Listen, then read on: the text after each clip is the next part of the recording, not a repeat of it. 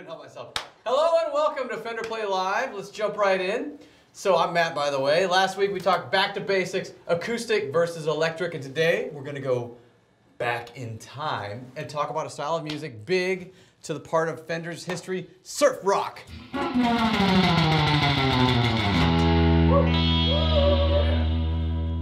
Beautiful. And to help us out, I'd like to welcome a very special guest. This is Ian Fowles right here. Hello. Thank you for joining us. Thank you. How's it going? Good. Good. Good. Everybody's good. All right, let's do this. Yes. So Ian's been playing guitar for a group called the Aquabats for 13 years. His stage name in that band is Eagle Bones Falcon Hawk. And he also plays That's the correct pronunciation. I do what I can. Yeah. Thank you. He plays also for a solo artist named Gerard Way. He is a Southern California native and knows all about the art of surf rock. So thank you for being here. Thank you for having me. But of course. So first of all, let me talk to you about playing the guitar. What got you into it? So how long have you been playing? It's over 20, 25 years, something like that. Kind of lost track. I started when I was about 12 or 13. Right. Yeah, my dad, had a big record collection, and I just started sifting through it and finding stuff I loved, like Beach Boys and the Beatles and Led Zeppelin and stuff, and I was hooked, and I wanted to learn how to play. Yeah. Yeah. And I tried a couple other instruments, and they didn't quite take, like cello and clarinet, and just maybe a couple months each, and it just wasn't happening, and so I begged, and then my grandma bought me my first guitar, like a cheap acoustic guitar, and my parents made me play an acoustic guitar for a year before I could get an electric, just to see if I would stick with it, and I did. Well done. Yeah, and it's a funny story. My mom, we were like literally at a gas station, and there was a van in the pump next to us with like a sign on it, drum, guitar, bass, music lessons, and she just went over like, hey, can you teach my son guitar? And he's like, yeah. So took a few lessons.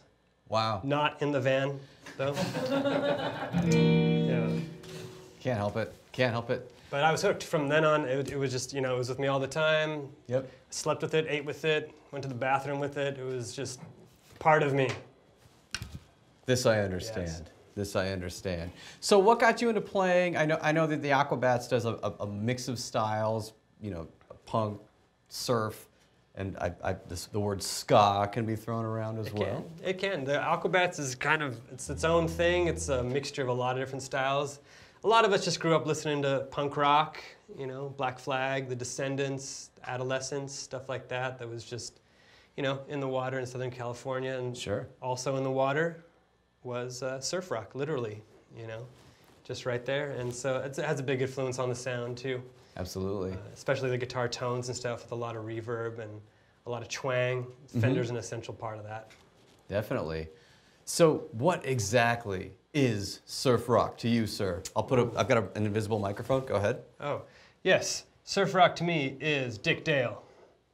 Dick Dale. It starts with Dick Dale. Yeah. I think it has to start with Dick Dale. He's like the pioneer, and the guy is a shredder. And he actually helped design some of the first big, loud Fender amps, too. Right. So he would play at a club down in Newport Beach called the Rendezvous Ballroom, and there'd be thousands of kids there, and he wouldn't be able to hear himself because they'd be screaming so loud. Wow. And he kept melting speaker cones. And so he'd go back to Leo Fender, the man, be like, Leo, we're melting all these speaker cones. What can we do? He's like, okay, we need to build better ones. And they'd drive to LA and meet with people, and eventually got JBL to make them some sturdy speakers. And they made the first 100-watt amplifier, the Showman. Wow. And so from there, it was, the volume got louder, and also the magical reverb tank. Are we there yet? I'm not scared. I'm not scared. Yeah. Let's talk the tank. Look at that. Because Ian brought his own rig, and so he's got a beautiful Fender Princeton amp, but on top of that amp is not another amp. Go ahead. It looks like an amp. It's big. This is the Fender. It's a reissue brown face reverb tank, And it's actually got a few tubes in there. It's tube driven, and it kind of acts like a little preamp boost for the guitar, and a giant spring reverb plate in there. So before Fender actually integrated reverb into this little knob right here in the guitar amp, they had these standalone reverb tanks, and it actually still gets a totally unique reverb sound that only this tank can kind of get. I have the reverb on 0 on the Princeton, but the Fender reverb tank, you know, it makes it kind of sound like the ocean. It sounds like you're surfing, the splashy.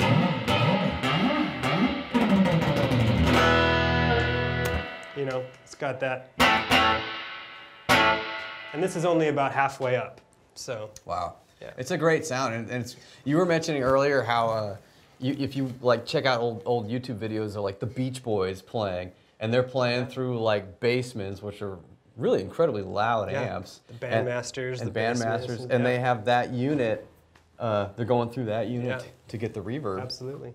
And the Beach Boys played Jaguar. Carl Wilson played a Jaguar. Right when they came out, I think he was one of the first big artists playing Fender Jaguars. Wow. But we're not going to talk about that later, right? We'll get there. All right. We'll get there in a minute. But okay, so we've got a lot of beginners in the group. Yeah. And surf rock is something that just is constantly like, it's exciting, you know, it's a cool style, like you said, born here in Southern California. And you know, the sound of the reverb is kind of the sound of the ocean. So what are some of the essentials of playing surf rock, and why is it such a cool style for beginners to kind of delve into? I think surf rock is great because the progressions are fairly simple. It's usually kind of 12-bar blues patterns where it's 1 or 2 chords.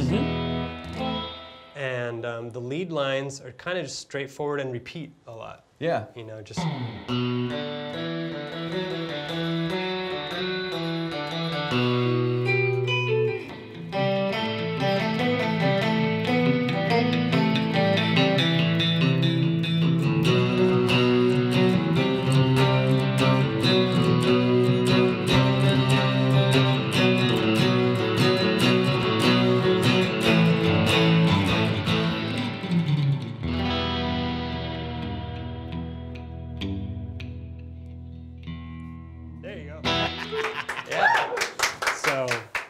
That's a great tune. Pipeline. Yeah. Pipeline. We've got that lesson up on Fender Play, and definitely a good one to check out if you're interested in learning a little bit about the surf sound. And there's a couple of just cliche, wonderful things about it. Number one, the big tremolo picking. And well, yeah, I like to, when I pick surf guitar a lot, I like to pick way back here by the bridge. Yeah. You get a little more attack. If you're up here, like, sounds okay, but down here, you can hear that extra kind of staccato. Yeah, that snap. Yeah. You get that note to snap. And you had a really cool thing, speaking of tremolo picking, like you had a really good approach to it. I mean, I angle the pick when I do it.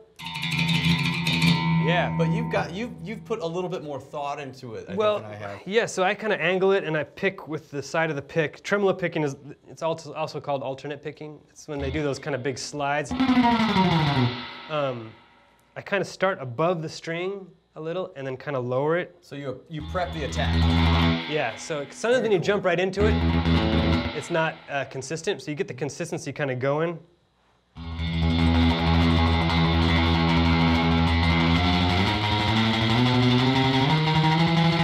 You know, and then kind of just lower it down after the motor starts running, you know. Yeah, and then let it rip. Yeah, absolutely. So. And you get a really cool kind of a dynamic effect with that as well. Like you start off kind of softer and then he digs in more. Give us just one more of those little power slides. Yeah, sure. So good.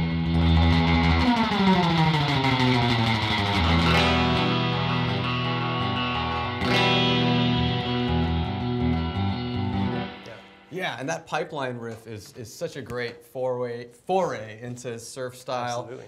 Let's talk about it real quick. It's something I love teaching for alternate picking for students, and I think one of the big tricks here is it's essentially a 3-note riff. And what hangs up students is they feel like they've got to keep their fingers moving here. And it really messes them up. If you keep your index finger stationary on the second fret of the A string there, and then your it acts as a hinge for the middle finger to play the 3rd fret of low E. So you play open low E, and then that A string, 2nd fret, and then 3rd fret. And you go back and forth while alternate picking. One way to get that going is to start without changing the note on the E string. So just keep that guy going there. And then try it with your middle finger just planted. So you get used to what that feels like. And then, finally, you can let the train leave the station, add maybe some palm muting. Yeah, and when you're right back by the bridge, you get that snap. You got that melody? You got it.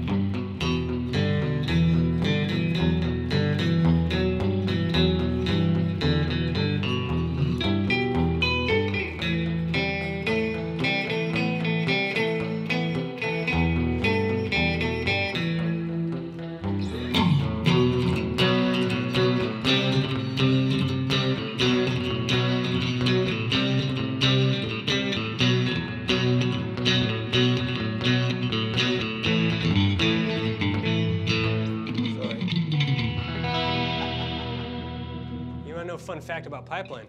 Do tell. It was not actually a song by the Ventures. They covered it. It was a song by the Shantays from Orange County, California.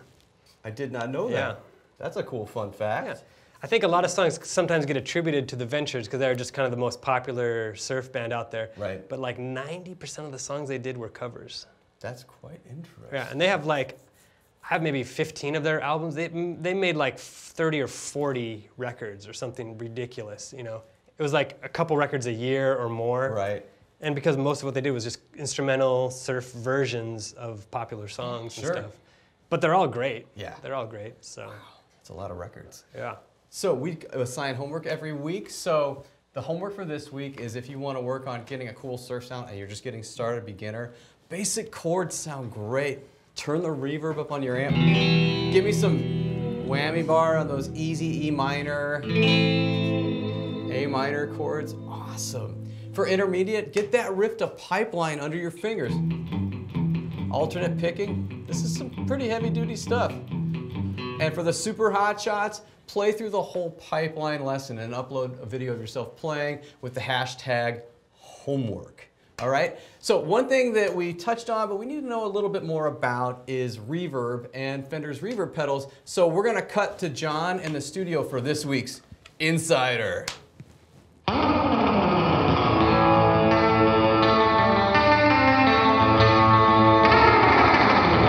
John Dreyer for Fender. You know, Fender and surf music go together like milk and cookies.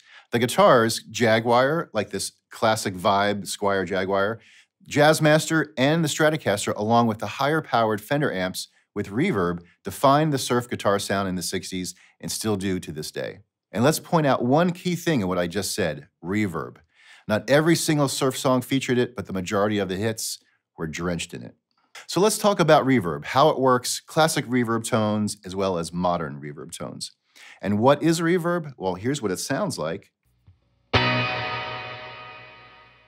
Simply put, reverb is the reflection of sound off of the surfaces of a room or environment. So you can make it sound big or huge, you can make it sound small, anywhere in between, a hall, a room, you name it. And some of the ways we can create reverb for guitar are either with springs or digitally, where you can emulate any type of reverb sound. And if you have an amp with spring reverb built in, well, in the back of your amp, you'll find a tank with springs actually inside. And when you play, the signal flows electronically through those springs, and the vibrations are what create that nice, lush, washy reverb tone. So we know we can create reverb with an amp, but let's also take a look at what we can do with pedals. And next to me here, I have two of the finest, the Fender Marine Layer Reverb, and then the Fender Treeverb. The Treeverb is actually a combination reverb and tremolo, but we're only going to focus on the reverb side today. So let's first take a look at the Marine Layer. This is going to offer you more of a lush, shimmery, kind of atmospheric type sound. So let's take a look at that. Turn that one off, put this one on here. So I'm going to play a couple notes and some chords, and when I stop, you'll hear that shimmery trail.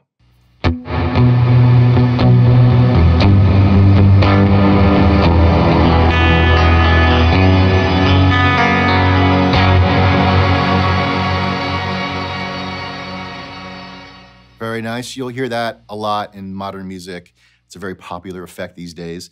So let's move over to the tree verb. Now this offers you actually 3 different reverb sounds. We're gonna start with plates. Now plate reverb, we talked about spring earlier. So plate reverb is actually created by vibrating a metal plate. Instead of springs, it's a plate. So let's hear what that sounds like.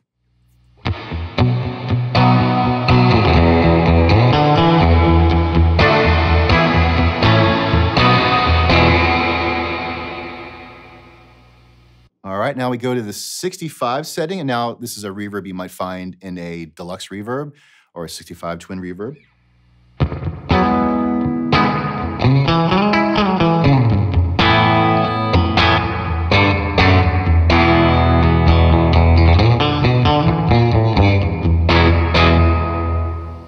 Okay, not as washy, not as dramatic as the plate, but now we're gonna go to the 63, or what I like to call Surf City. We're gonna crank up the level and the dwell a little bit, and then you get into this.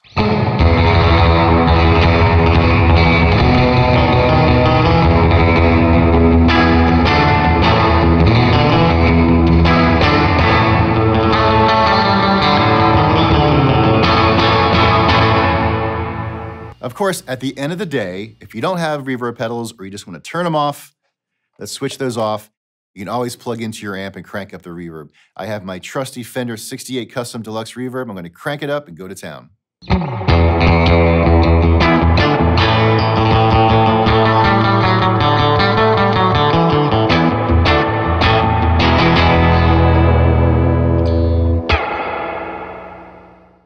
And there you go, a little story about reverb. For more information on any of these products, go to fender.com. We'll see you soon.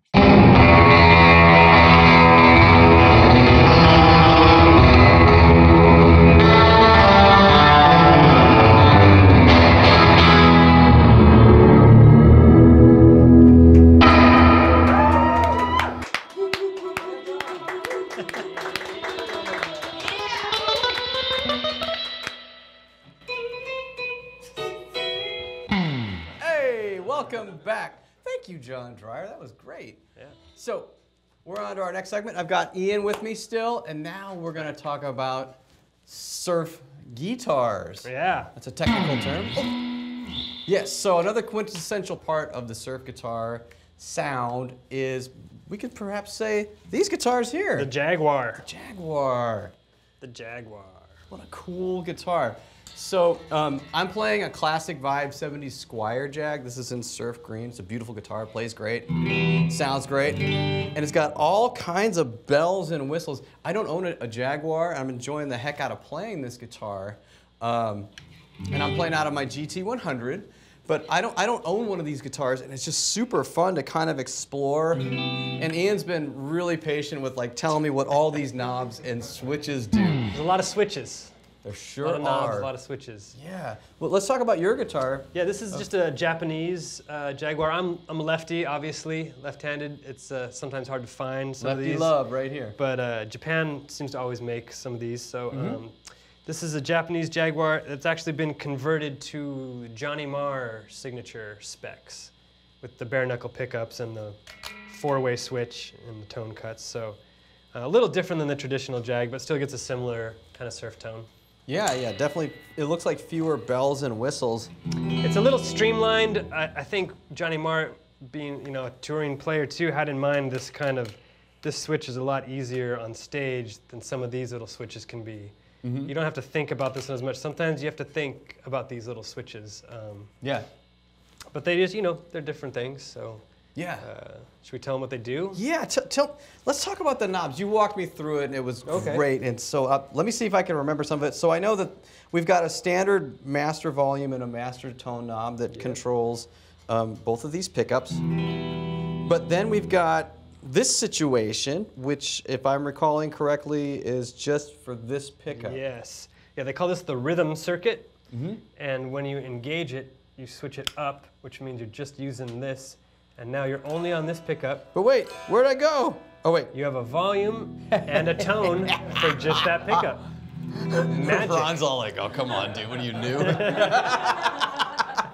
No, but that's great because this is sometimes how I use it is like as a kill switch. So you can be playing here like, you know, do that kind of fun toggle and it cuts out. Yeah. So very cool.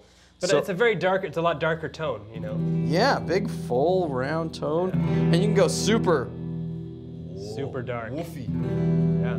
Yeah. Okay. So that's this. Yeah. Then you switch back down. Then now you're down here on these controls. Right. And basically, it's an on-off for each pickup. Right. So if I'm all or down, then I got nothing. Got nothing. Yeah. Now if I got this guy on, then that's this pickup again, Yes. right? Then it's just your neck alone. Just the neck, but with these controls down here. Okay.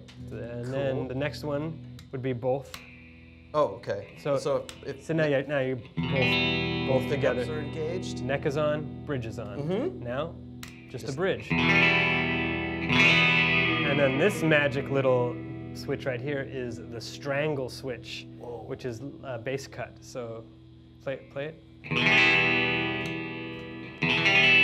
Even thinner. Yeah. Brighter and thinner. So yeah. So a lot of options. Yeah, what a cool sound. Yeah, like I don't even think I could.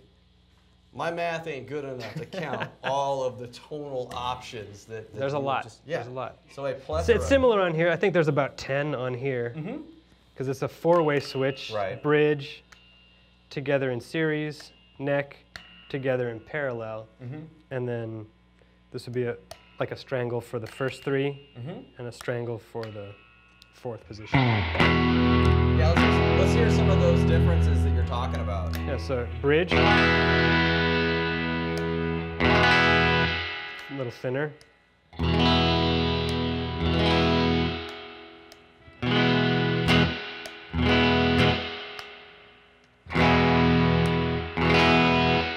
Get a lot of reverb on, it's harder to hear some of the subtle differences there. Right. But yeah, a lot of different options. Yeah, beautiful guitars. Yeah. And you mentioned something earlier, talking about how cool the shape of these guitars are. Yeah, that's one of the big things that attracted me to the Jazzmaster and the Jaguar was the Telecaster and Strat are very linear, they're very straight, and they feel like you have to kind of play in that way, where when you're standing up live, you're usually at an angle, and the Jaguar and Jazzmaster have this offset body that has more of an angle to it and feels super comfortable. And also the bridges are a little higher than the Strat and the Tele, and so for me, it just felt more comfortable playing live, having a little angle up here to like rest my palm on when I'm palm muting and stuff. So, plus I love all the chrome. You know, it just looks kind of cool. It catches the light on stage and stuff. Right. Just all kind of work together. The Jaguar also has a shorter neck scale than like a Jazzmaster or a Strat or a Tele. It's 24 inches instead of 25 and a half. Like most Fender models. And I think they were trying to capture some of the Gibson market there. That Gibsons are about 24 3/4 scale length. But what's cool is when you have a shorter scale, you can put thicker strings on it, and they don't feel as thick. They don't feel as like hard to bend and such because of the scale. So like surf rock, they would use 12 to 14 really super thick strings for surf rock.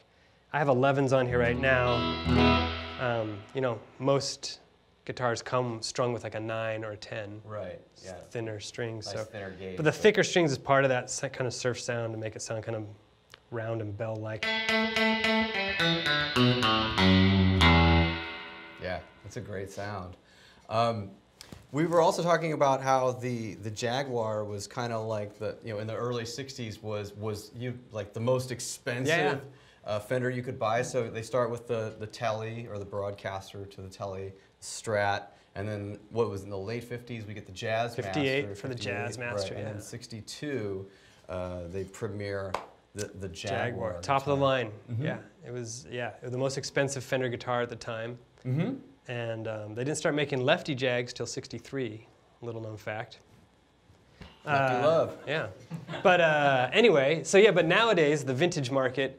The Jaguars are some of the cheaper vintage instruments to buy right now, where Strats and Teles are at the higher end of the vintage market. But yeah, they're a great guitar. They're really fun. They're some of the first Fenders to come in a lot of different colors too. Besides, Sunburst was the like stock one. Right. They started doing a lot of the matching headstocks and bright kind of custom car colors with the Jaguars too. So.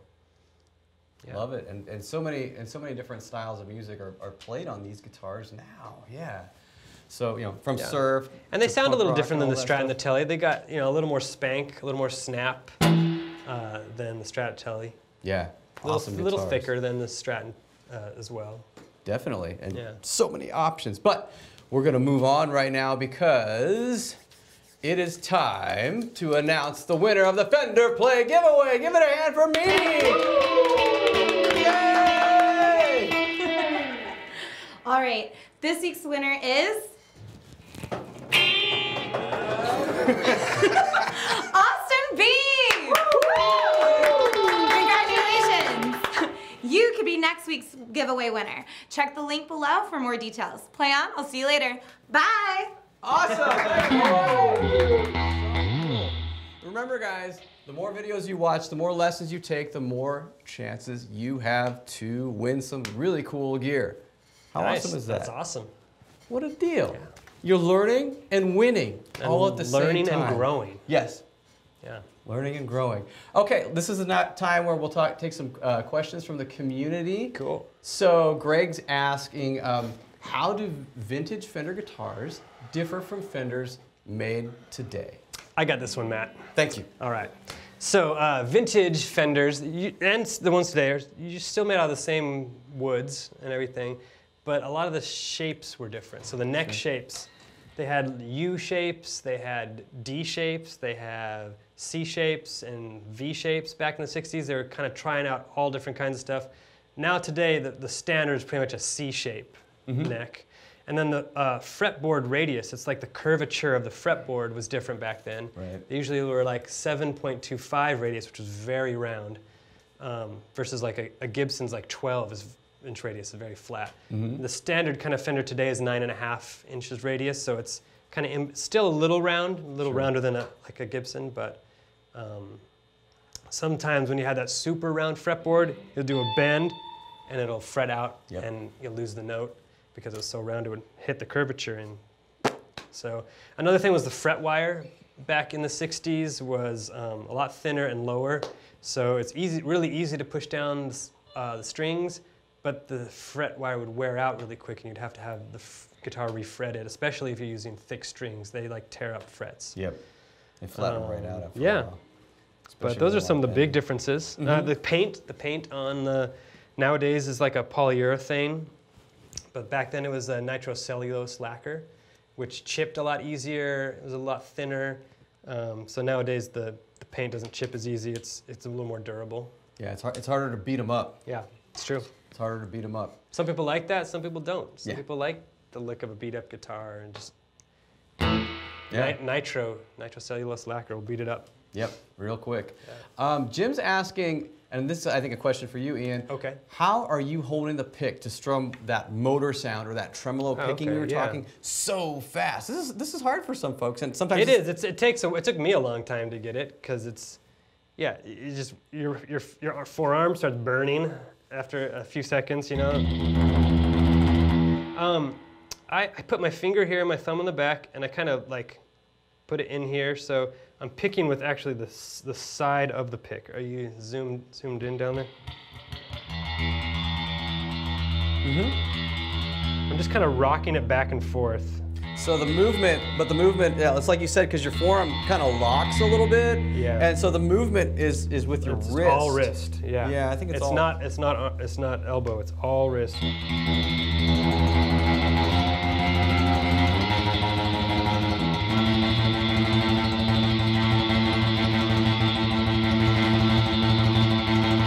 You have to make a really stinky face while you're doing it too.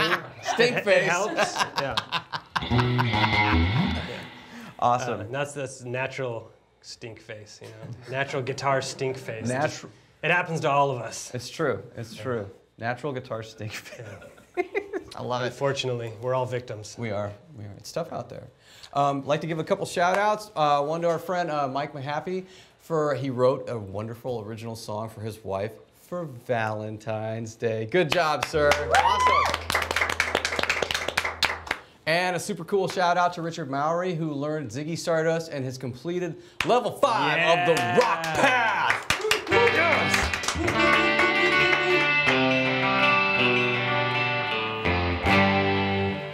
Well done. Yeah. Okay, so if you want a chance at a shout out or you learn a new skill, just use the hashtag #NewSkill. Okay, so Fender Play updates. We've got some new tone lessons on the site. We've added some fun riffs to the site as well. So to wrap things up, I would like to give a huge thank you to Ian Fowles. No, thank you. Hey. Thank you. Awesome, man. Thanks for having me on. Super fun. It was a lot of fun. Thank you. Super informative. So remember to add hashtag feedback for any feedback you've got for us. We'd love to hear about it. Tune in next week where we're going to tackle the F chord. Whoa. And talk about playing live. Please keep practicing, and we'll see you next time. Thanks, guys.